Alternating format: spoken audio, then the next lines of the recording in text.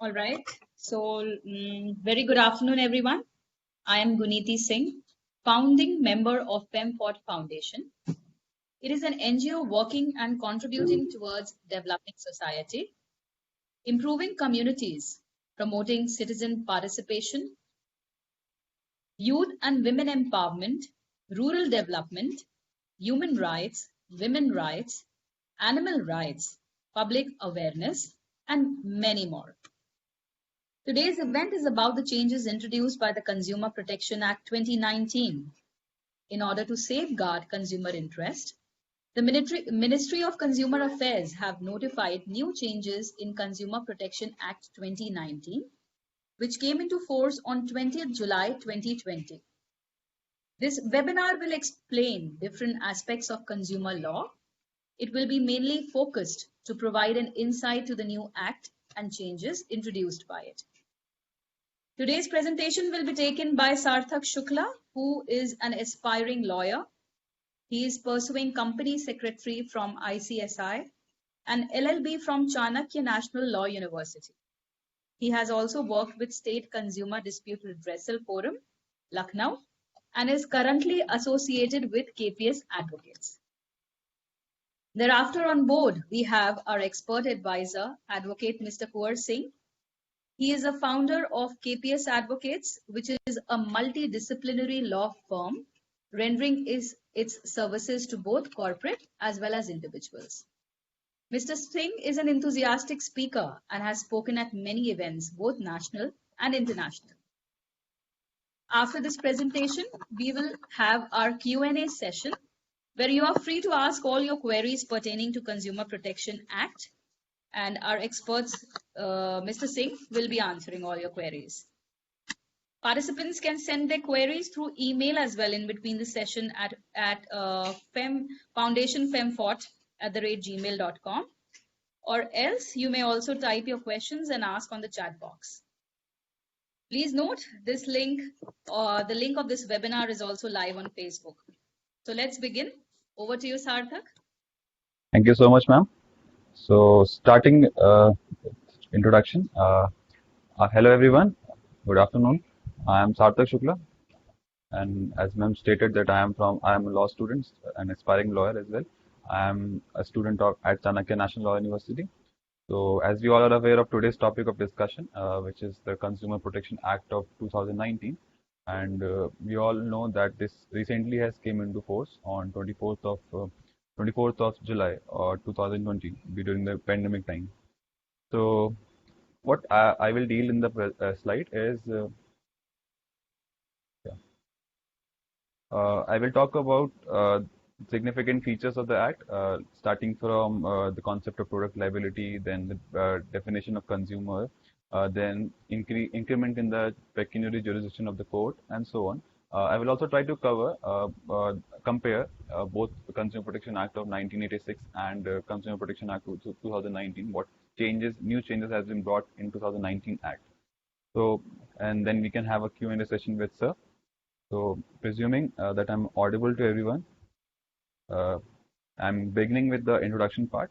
Before going to the introduction, I would like to state that the views this webinar is purely for educational purpose, and this should not be constructed as this should not be taken as any legal advice, and the views expressed are solely of the presenter. Starting with the introduction part, as you all know that the Consumer Protection Act bill has been enacted by the Parliament on on the 6th of August 2019, and President has assented on the same on 9th of August 2019. And recently we can see some positive steps have been taken by the government, and they have also passed certain rules regarding the same. The e-commerce rules are there in place, and mediation rules have also been enforced recently. So what exactly was the need of the act? To know this, we have to take a look back on the on the product of Act of 1986. So on the previous act, which was passed 3 decades back, we have a statistical data from the NCDRC website. It clearly shows that around 91% of the cases have been disposed till date, and around 5 lakh cases are still pending before these forums. So the aim of 1986 Act was to give a better protection for consumer rights for consumers to the consumers. But since 3 decades have been passed, and law is a very dynamic subject, and it needs some change with times and with various aspects also.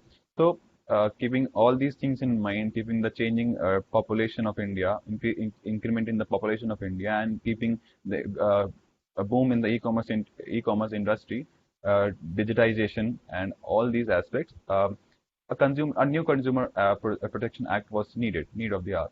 So, keeping all these things in mind, the legislature has tried to enact a new law which will cover all these aspects. Then, what exactly is the objective of the new act? So, as we all know, that preamble of the acts provide of every act provides its objectives. So, the preamble readouts at it will provide a timely and effective administration and settlements of consumer disputes. So, by timely, it means that by timely, the act ensures that ensures the timely redressal of the consumer disputes. For it, the act has inculcated increased the pecuniary jurisdiction of the court. The act has also increased the number of presiding officers in the forums. Then, for effective administration, there a dedicated authority has been also established, which is known by the name of CCPA, that is Central Consumer Protection Authority. And then for the settlement of consumer disputes, option of mediation has been there.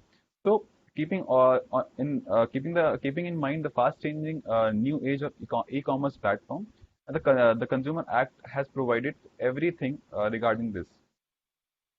Moving on to the salient features and key highlights of the Act has broadened the definition of who is a consumer, who will be regarded as a consumer, and it has also included the concept of e-commerce entities. Then we have a new concept of unfair contract and unfair trade practices in the consumer protection regime, which is a very welcoming step of the legislature.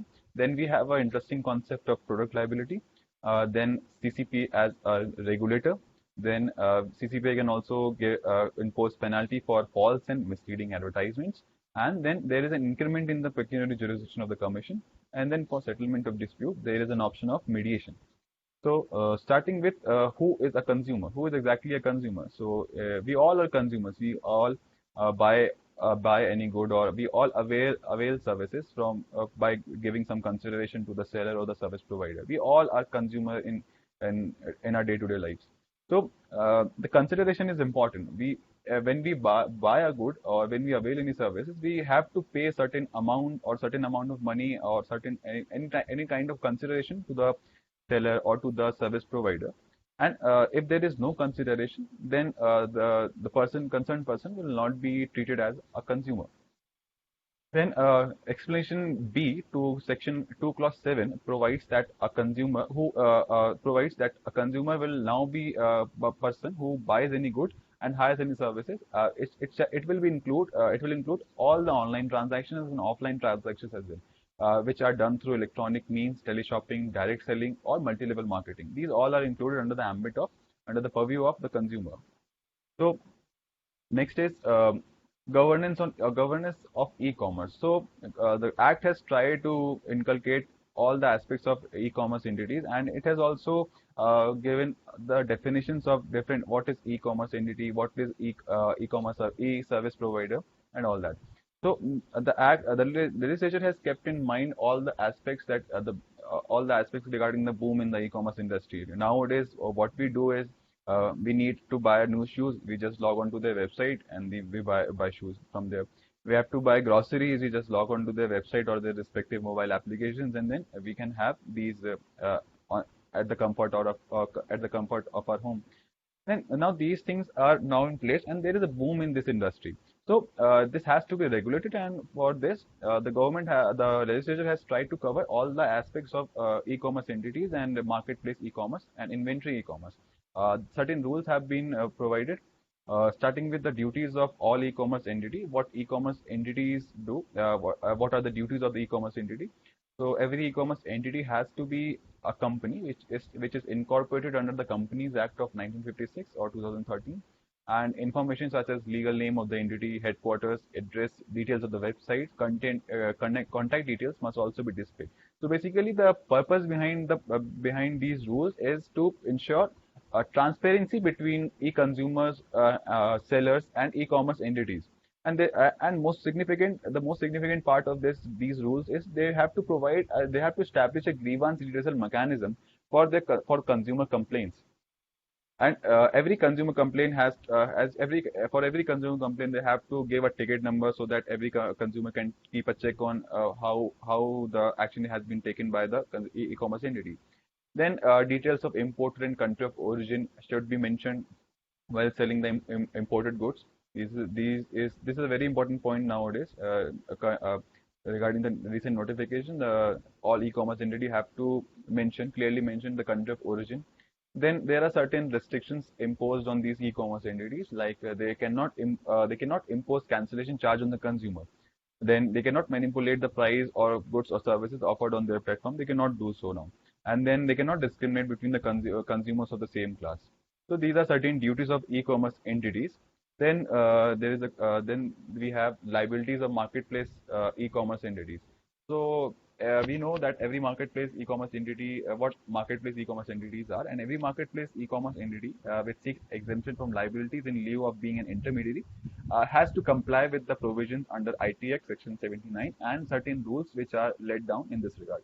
Then e-commerce entity has to provide transparency and has to display certain relevant information which a consumer has a right to know. Like for example, relating to refund, return, exchange, warranty, guarantee, delivery, shipment, etc. Then, of course, e-commerce entity has to disclose its relationship with that seller, and they have to inform the consumer that if they're giving any preferential treatment to any seller. Then moving ahead, then we have duties of seller.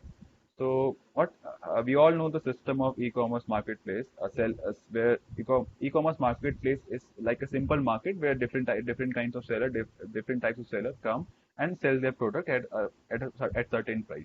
So these new rules on the e-commerce regulation have provided for certain rules for sellers also. Sellers have to disclose, should not adopt any unfair trade practice, and they have to establish a grievance redressal mechanism. What is unfair trade practice? I will deal in the subsequent slides.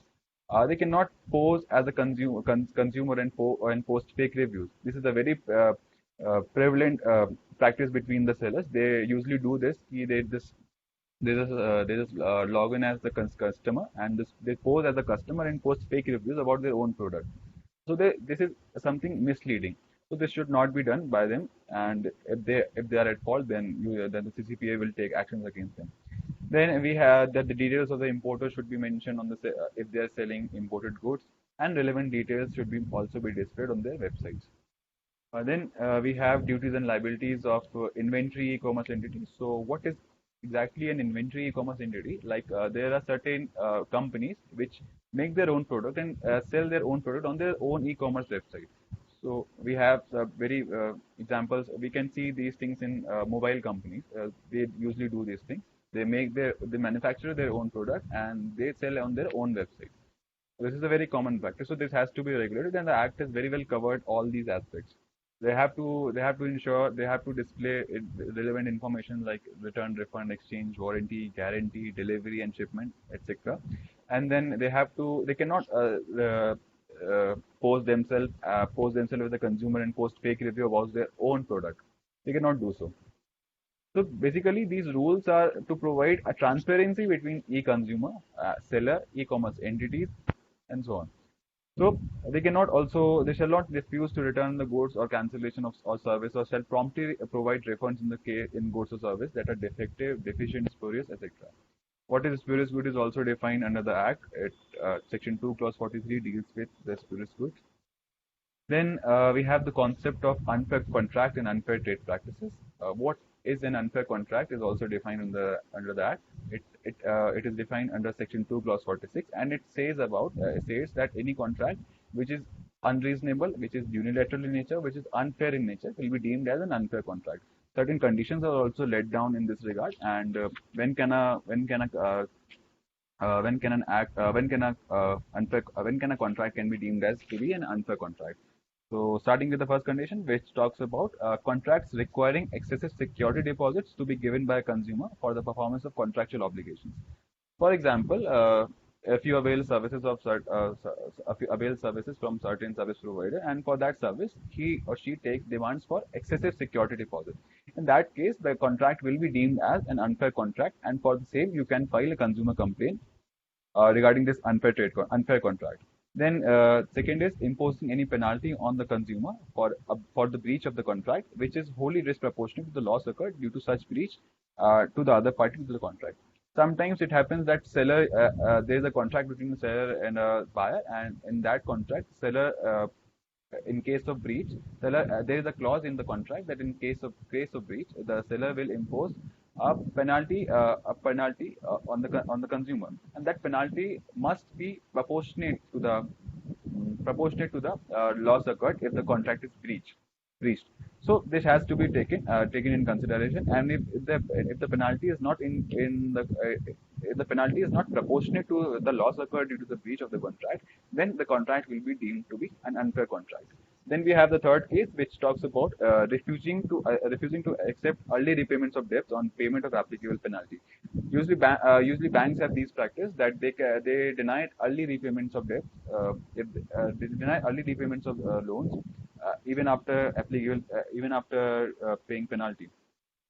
Then we now yeah Keeping these things in mind, consumer complaint can be filed against an unfair contract for an unfair contract, and this is a very welcoming step of the legislature, and this is a very new feature of the act. Then we have unfair trade practices. Unfair trade practices are those business practices which are deceptive, which are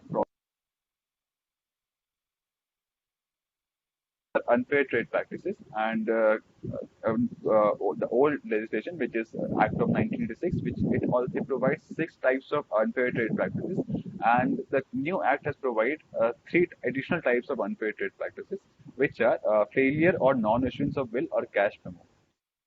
Then we have a refusal to take back or withdraw defective good, or withdrawal or discontinuance of deficient services, or if the seller or service refuse to refund the consideration amount paid within the stipulated time. So it happens. It happens many times that we buy certain good from the seller, and then we at home we find that the good is defective in nature. Then we go to the shopkeeper to return for returning the good, and shopkeeper sometimes deny to take back the goods, or to return the consideration. So in that case, it will be deemed as an unfair trade practice, and a case can be instituted against the seller. Then we have third clause, which will be beneficial in long run, which talks about disclosure of consumers' personal information to any other person unless such disclosure is made in accordance with the provisions of any law or in public interest. So as you all know that nowadays data is very crucial.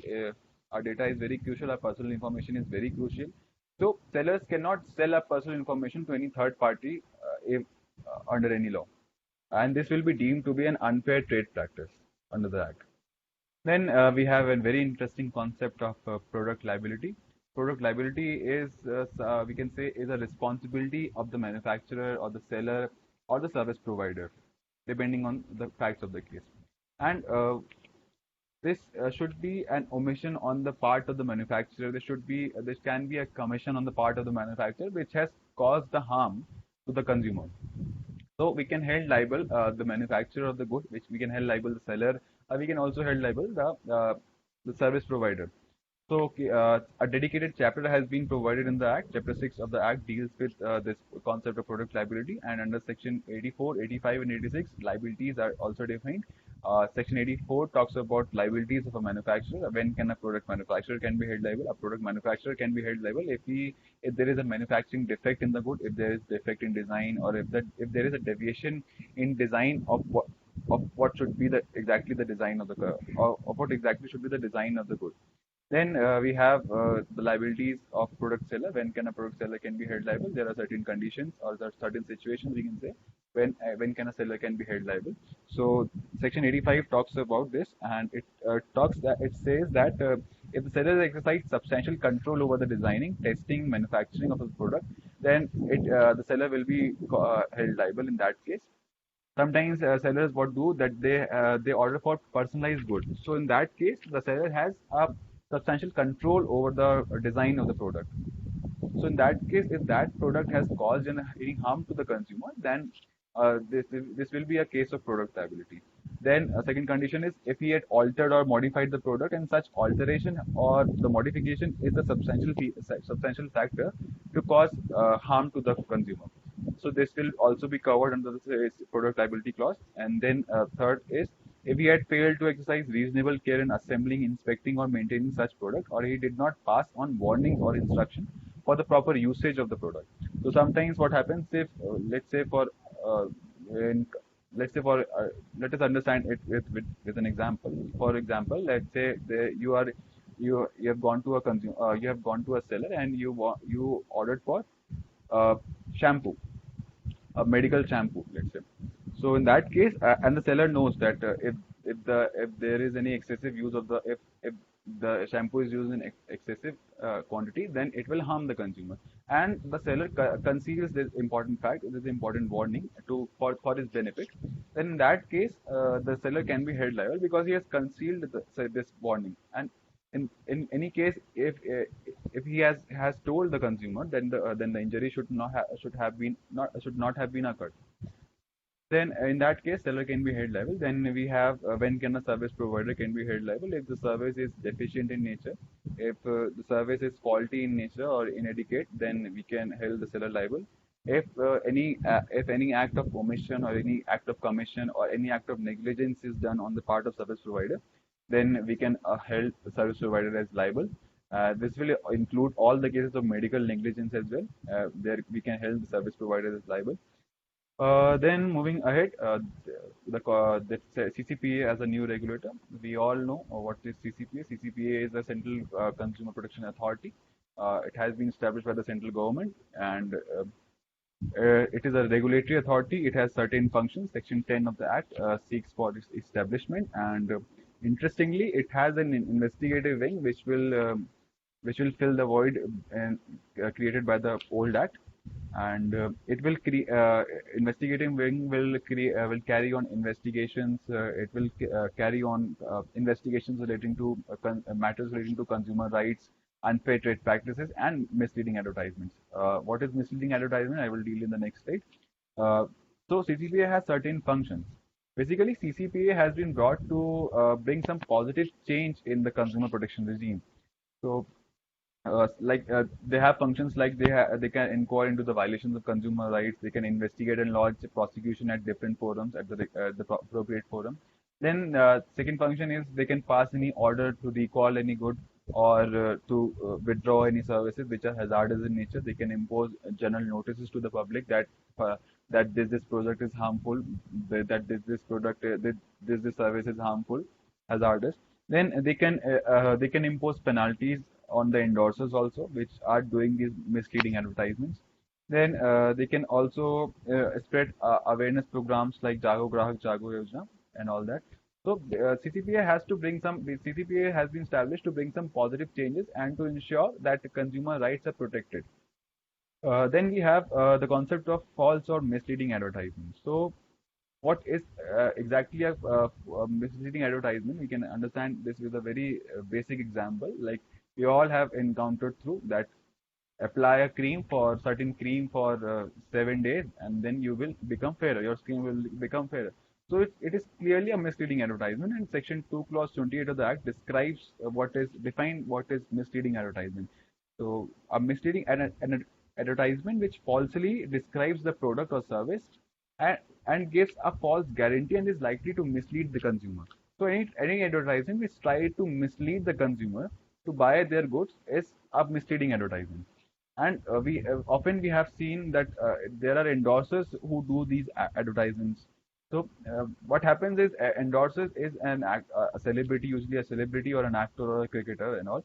So what endorsers do, they gain the trust of the consumer and they mislead the consumer by their words. So in this time if they are doing so, the endorsers can be held liable. The misleading advertiser can also be held liable.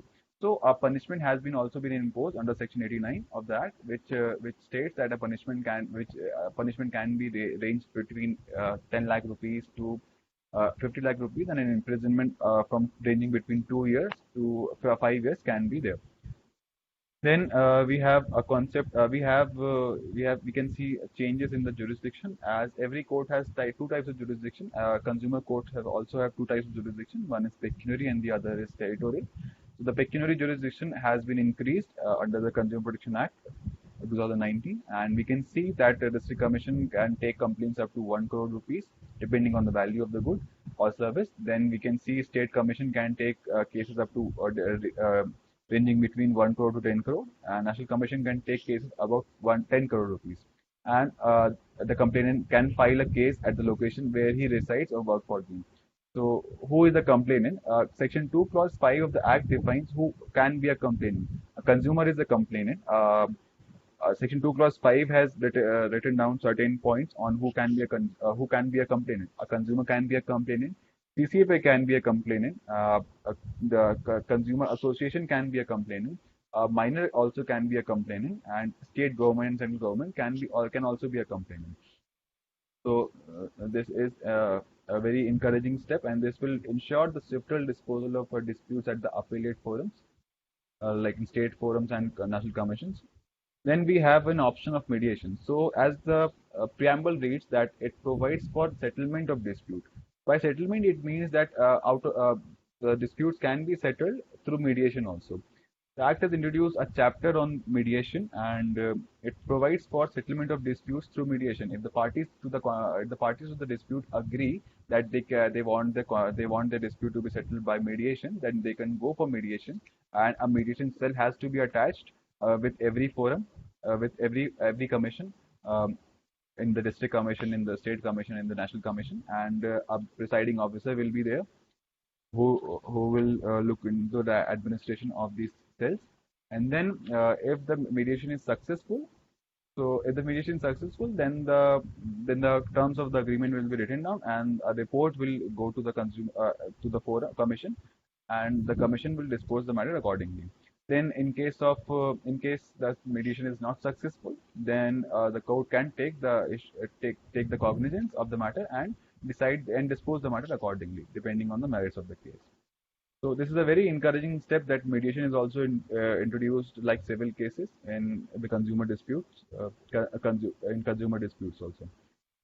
Then the Act has also defined certain kinds of offences also under the Act. Chapter 7 of the Act deals with the offences under the Act, and there are certain offences like Section 88 to 91 talks about different types of offences, and 88 talks about if the party fails to comply with any direction of CCPA, then a fine of 20 lakh rupees can be imposed against it.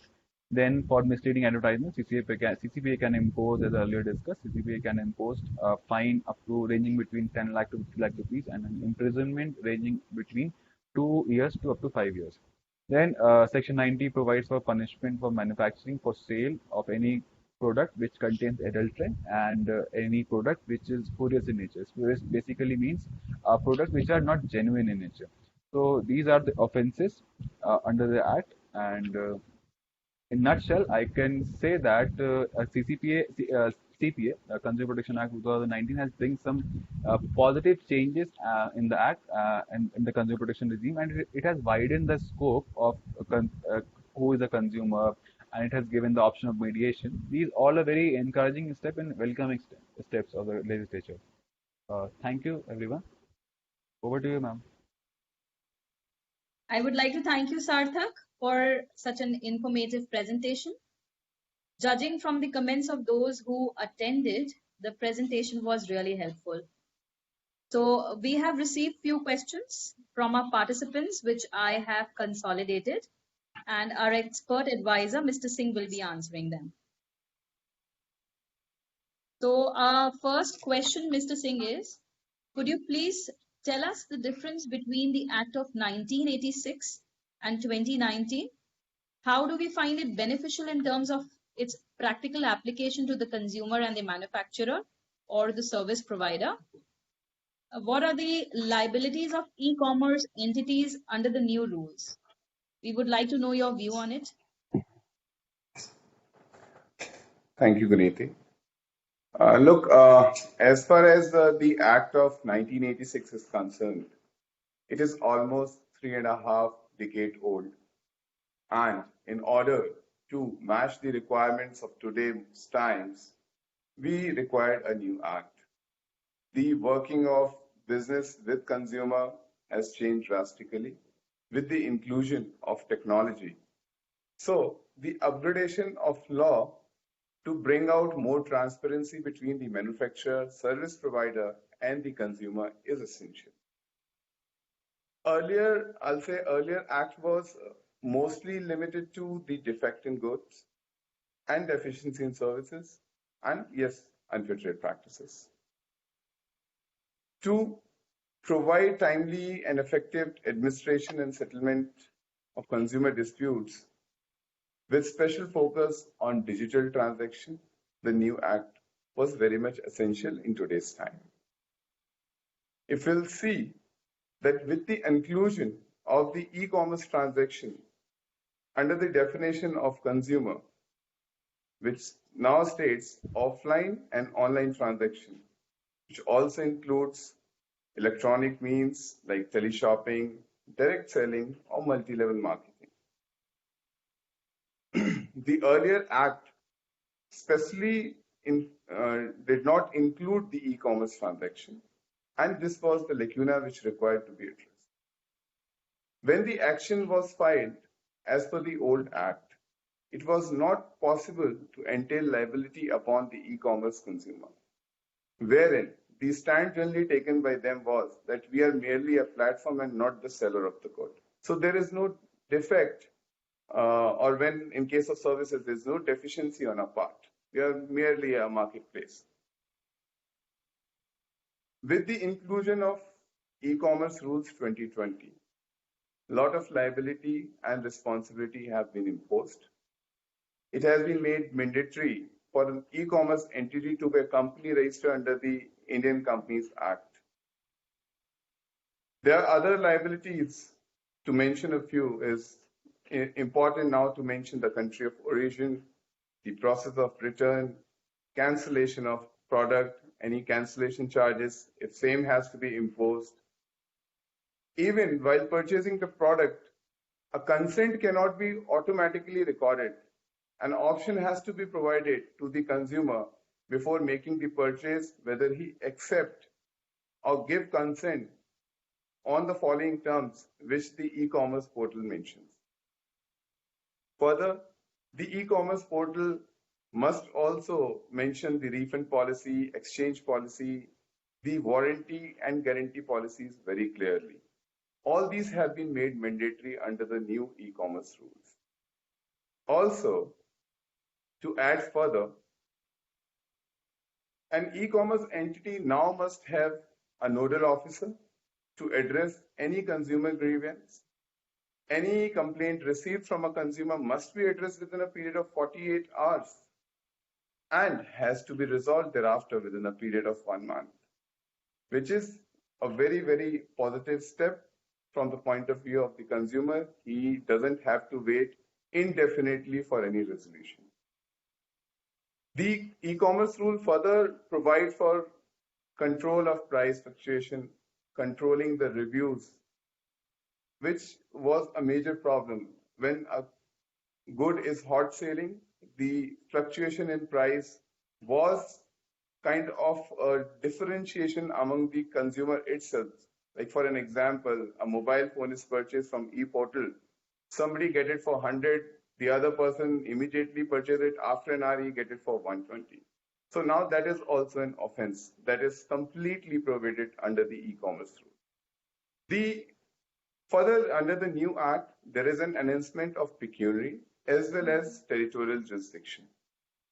Pecuniary jurisdiction, Sarthak has already explained. I'll just touch what is included in the territorial.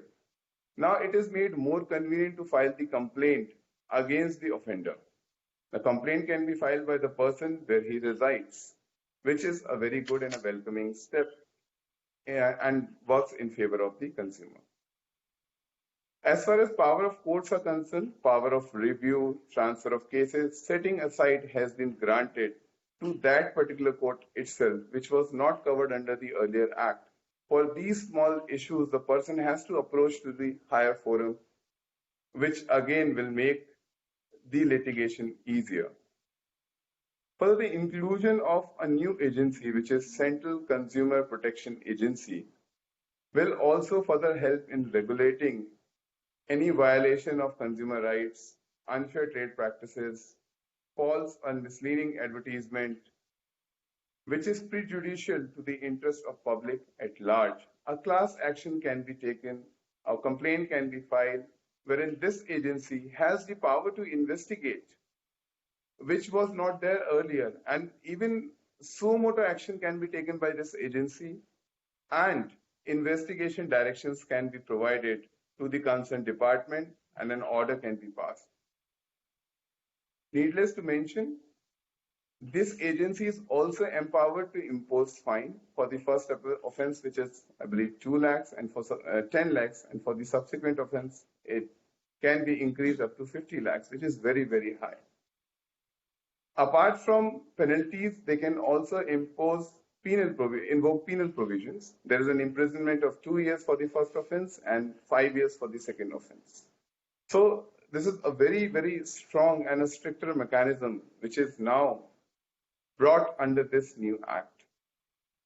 I can quote 1 or 2 examples, like you purchase a car, and if the engine of the car is faulty, so a complaint can be made to this particular agency, wherein a class action can be decided, and all the cars which contain the defective engine can be recalled.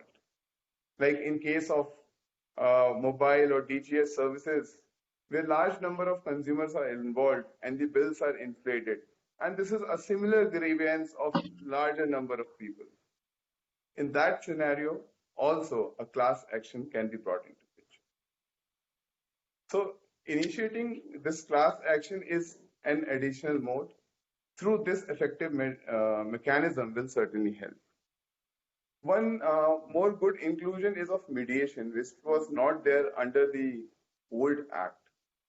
Mediation, I must say, is already a proven process in case of civil cases. It gives the opportunity to both the parties to sit across the table and resolve the matter. Once the opposite party appears before the court can seek consent from the parties and send them to the mediation. If the matter is settled before the mediation, then in that case, an agreement will be passed, and subsequently the final order and judgment passed, and case can be closed immediately at a very initial stage.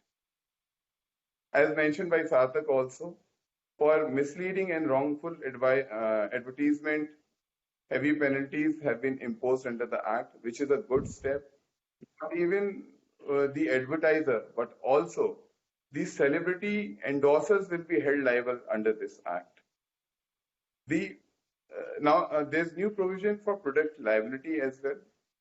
If due to a manufacturing defect or due to a defective design, or maybe if the product does not matches the specification given by the manufacturer, and in case of service providers, there is any omission or negligence or concealment of the clear instruction while providing the services, and a harm is caused. Causing of harm is important to initiate a public liability action. To add further, unfair contract, control on spurious good have also been entailed, which my friend Sarthak has already explained. So in the nutshell, I must say that under the new act, there are stricter compliances for manufacturer. There are robust measures taken on e-commerce with a lot of accountability on them to bring transparency. And we must not lose of the sight that during this COVID times, the usage of e-commerce has increased manifold and drastically. So bringing this act is at this particular time becomes more important from that prospect. To sum up my answer, I must say now the customer is the king again. Over to you, Vineet. Very well explained, sir. So our next question is, what all factors should be considered by the complainant for the purpose of determining the pecuniary jurisdiction of the court? Yes, thank you for your question. Only the consideration paid towards the purchase of good and the services. Under the old act, to elaborate further, I must say the consideration plus the compensation amount claim was to be considered, but now under the new act, only the consideration is required paid towards the goods and the services for determining the dispute. What are class action suits? Can it be filed before any commission? Class action suits are basically when larger number of people have similar grievance, then class action suit can be filed before the commission.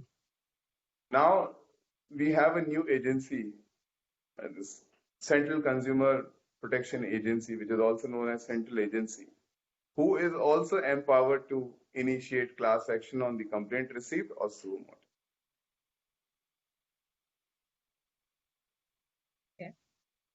Our next question, what is the role of CCPA, Central Consumer Protection Authority?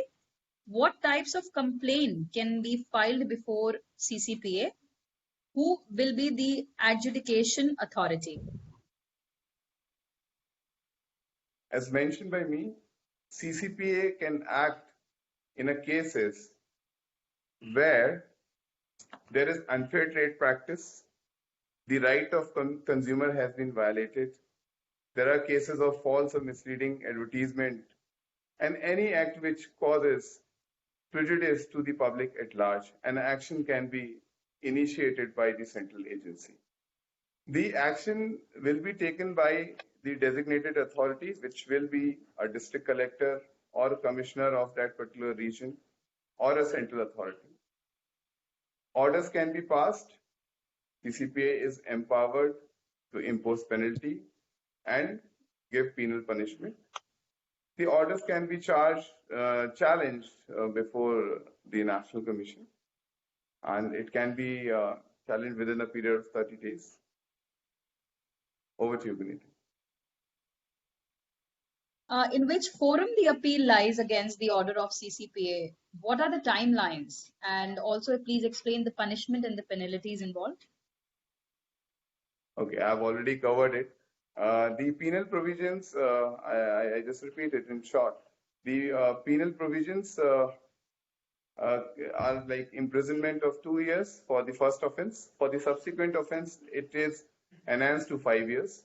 When I talk about penalty, it is 10 years for the first offense and 50 lakhs, 10 lakhs for the first offense and 50 lakh for the subsequent offense.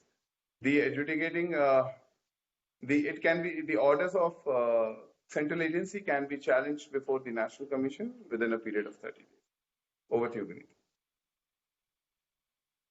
What will be the effect of CPA 2019 on the consumer disputes?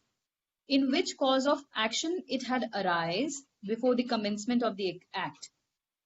For example, if the dispute is in connection with the e-commerce and the cause of action has aroused in July 2019, can someone file a consumer complaint under CPA Act 2019? Yes, a complaint can be filed.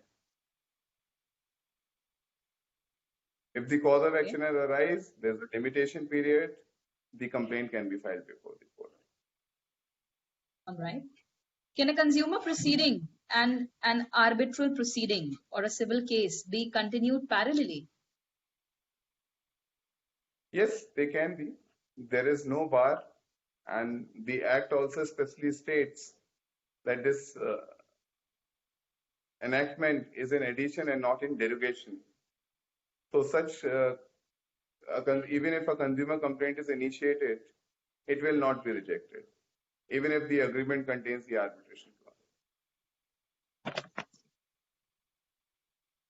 Consumer Protection Act and RERA, which is the better forum from the perspective of a real estate?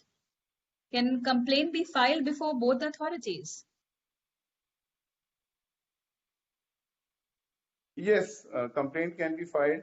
Recently, this issue has been adjudicated by the Honorable Delhi High Court also. Before both the forums, it can be filed. But I must say, in my personal opinion, RERA is a specialized forum when it comes to real estate issues, which also include disputes with respect to delay in possession and refund of money between the home buyer and the developers. Even consumer protection is much wider. Not only RERA, real estate related, other issues can also be filed before them. But I think RERA is comparatively faster, but maybe with the new enactment, the consumer of the new enactment, they may be able to adjudicate the cases faster over here as well. But yes, RERA is comparatively much faster tribunal as on date when it comes to conclusion of case. So that way, that should be preferred. But in addition, a complaint can be made before the consumer commission as well. All right.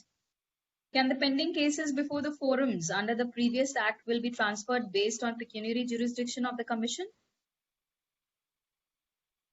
In my opinion, ideally it should be, but it has recently come within my knowledge that a notification has been passed where the National Commission has stated that the pending cases will continue to be adjudicated before the concerned forums. There won't be any transfer.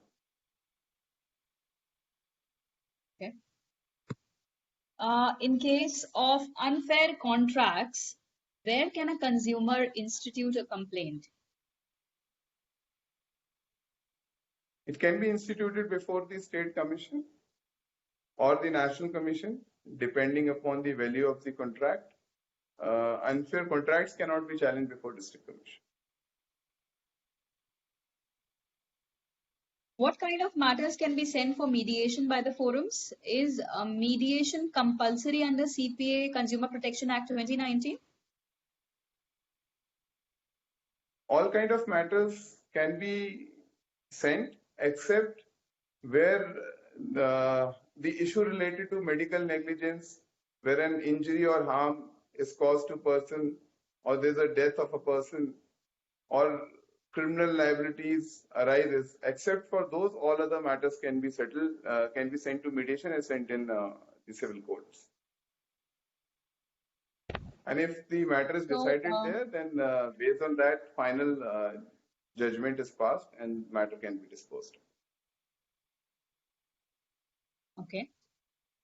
Taking a scenario of a common complaint by numerous people, if some of the parties to the complaint agree to settle dispute by mediation or amicably among themselves, can complaint for remaining complainant continue to stand under the law, or will the settlement by some of the parties will have implication on the same?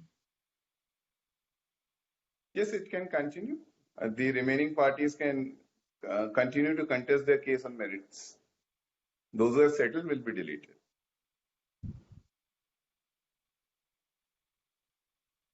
What is the difference between a defective goods? What is the difference between a defective good and product liability? Defective good can be understood in a simpler way. Any product which becomes unusable due to any manufacturing defect or any deficiency services, which you say like something has to be delivered within a certain time and the timeline is not adhered, that's deficiency. These are simple, this termed as defective goods. But when it comes to product liability is much wider. Apart from any product suffering from any kind of defect, be it manufacturing or a designing or not meeting the specification, that the product, the defected product must cause, or the services must cause certain harm to the person. Then only the action under product liability can be initiated. So causing of harm or injury to person is important for initiating any product liability action. which is not the case in case of defective goods. A simple complaint can also be filed in case of defective. Great. Good to know. Our next question is, are the liabilities on manufacturer or sellers imposed by the Act e-commerce rules justified?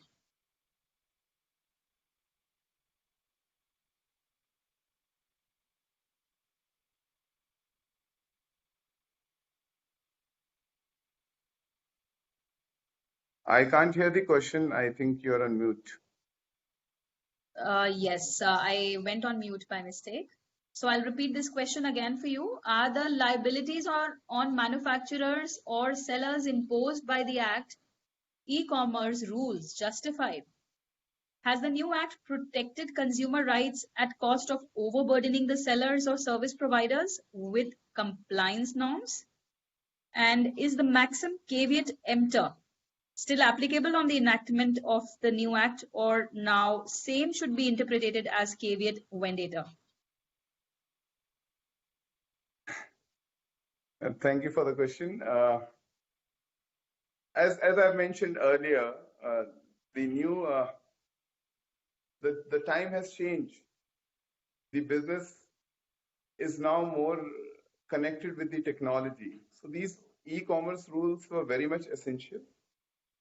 And these rules have been implemented solely in order to, in my personal opinion, solely in order to bring transparency between the manufacturer, service provider, and the consumer. So I do not take it as a burden. Rather, with this accountability, the caveat vendator will also stand, and the customer will remain the king. And when it comes to caveat emptor, it is my duty to be vigilant. And if I'll get the right information, I'll get the right product. So control the fake and spurious products, and to know about who is selling, what is the quality. These kind of measures are important. I don't think so it is a burden. These are normal compliances which should be adopted, which has to be adopted, but now will definitely be adopted by the manufacturer and service provider through e-portal. All right. Our next question, can the offences under the Act be compounded, particularly where the penal provisions can be invoked? Some of as per the Act, not all, where there are directions, non-compliance of directions of central agency, or in case of misleading advertisement. But yes, even on for the compounding, you have to pay the fine as prescribed under the Act. As for you, which authority will enforce the e-commerce rules? Also, please explain the effect of non-compliance. Can you repeat the question? Which authority will enforce the e-commerce rules? And I would like you to please explain the effect of non-compliance as well. Okay. As I mentioned earlier, the e-commerce rule 2020 has to be complied with by all the e-commerce entities, even e-commerce sellers as well, and e-commerce inventory entities as well, the person who are maintaining the entity and selling it directly through their website. So it has to be strictly complied with. The enforcement agency will be either central authority or the consumer commission, depending upon the nature of a dispute, consumer dispute has arisen.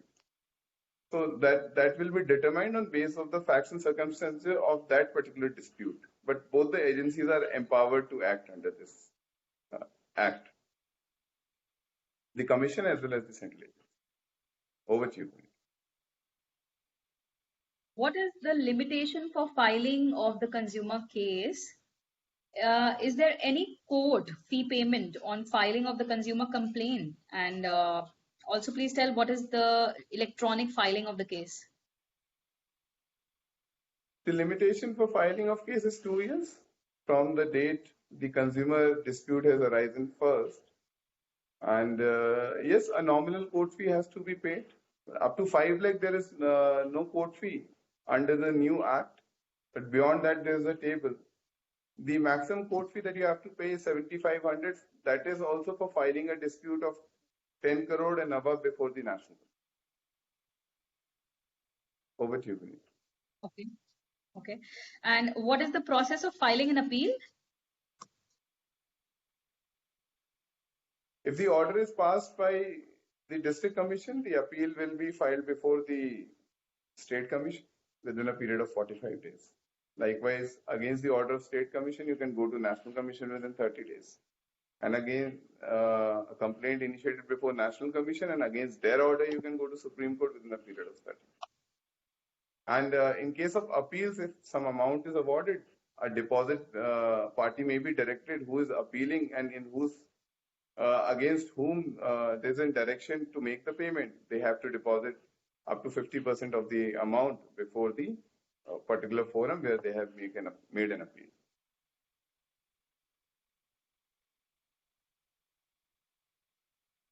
How orders of the commission can be enforced and executed? Orders can be executed in similar way as it is done in civil cases. The Consumer Commission, the members are given powers. Powers of judicial magistrate first class. When an execution is made for enforcing the order passed by the commission, the warrants, if there is non-compliance, warrant can be issued against the party.